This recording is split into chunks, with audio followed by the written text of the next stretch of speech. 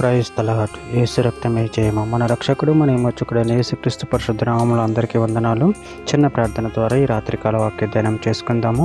పరిశుద్ధుడ మహాగణుడైన దేవ యేసయ్య, సర్వాధికారి నాయన మీకే వేలాది వందనము కృతజ్ఞత స్తుతి స్తోత్రం చెల్లించుకుంటున్నాను దేవ ఈ రాత్రికాల సమయంలో ప్రభువు వాక్య భావం ధ్యానిస్తుండగా వాక్య భావం అర్థమవునకు సహాయం చేసి మీ కృపలో బలపరిచి నీకు మాదిరిగా మమ్మల్ని నడిపించమని ఈ చిన్న ప్రార్థన యేసుక్రీస్తు అతి పరిశుద్ధ నామములో అడిగి వేడుకుంటున్నాను తండ్రి. ఆమేన్ ఆమేన్. తిమోతికి రాసిన మొదటి పత్రిక 2వ అధ్యాయం 8వ వచనము. కావున ప్రతి స్థలము అందును పురుషులు కోపమును సంశయమును లేనివారే పవిత్రమైన చేతులెత్తి ప్రార్థన చేయవాలని కోరుచున్నాను. ఆమెను దేవుడి వాక్య భాగం దీవించును కాక. ప్రభునందు ప్రియులారా, మనం ఇక్కడ వాక్య భాగంలో గమనించినట్లయితే కావున ప్రతి స్థలం మందును పురుషులు కోపమును సంశయమును లేని వారే పవిత్రమైన చేతులెత్తి ప్రార్థన చేయవాలని కోరుచున్నాను. అదేవిధంగా వాక్య భాగంలో గమనించినట్లయితే యోహాను సువార్త 4వ అధ్యాయం 23-24 వచనాలలో అయితే యథార్థంగా ఆరాధించువారు ఆత్మతోనూ సత్యంతోనూ తండ్రిని ఆరాధించు కాలం వచ్చుచున్నది, అది ఇప్పుడును వచ్చే ఉన్నది. తను ఆరాధించేవారు అట్టివారే కావాలని తండ్రి కోరుచున్నాడు. దేవుడు ఆత్మ గనుక ఆయనను ఆరాధించేవారు ఆత్మతోనూ సత్యంతోనూ ఆరాధింపవలెనను. కీర్తనల గ్రంథం 66వ అధ్యాయం 18వ వచనం. నా హృదయంలో నేను పాపమును లక్ష్యము చేసిన ఎడల ప్రభు నా మనవి వినకపోవును.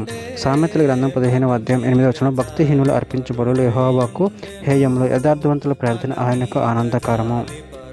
హెబ్రీయులకు రాసిన పత్రిక 10వ అధ్యాయం 22వ వచనంలో మనసాక్షికి కల్మషం తోచుకుంటున్నట్లు ప్రోక్షింపబడిన హృదయములు గలవారమును నిర్మలమైన ఉదకంతో స్నానం చేసిన శరీరము గలవారమున ఉండి విశ్వాస విషయంలో లేక విశ్వాసము యొక్క సంపూర్ణ నిశ్చయత కలిగి యథార్థమైన హృదయంతో మనము దేవుని సన్నిధానమునకు చేరేదము.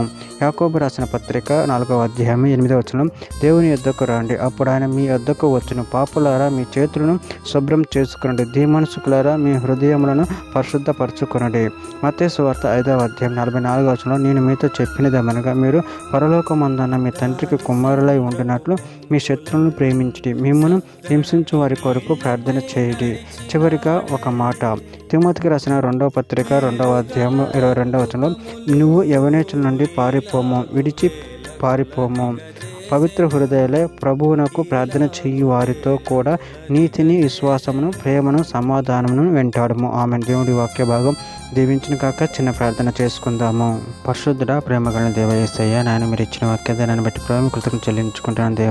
దేవ మేము ప్రతి స్థలం అందును కోపం లేని వారంనే, సంశయం లేని వారంనే ఉండి పవిత్రమైన చేతులెత్తి ప్రార్థన చేసే వారంగా ఉండే శక్తిని బలాన్ని మాకు అనుగ్రహించమని, కృపలో బలపరచమని చిన్న ప్రార్థన చేసిన ఆమె అడిగి వేడుకుంటున్నాను తండ్రి. ఆమెన్.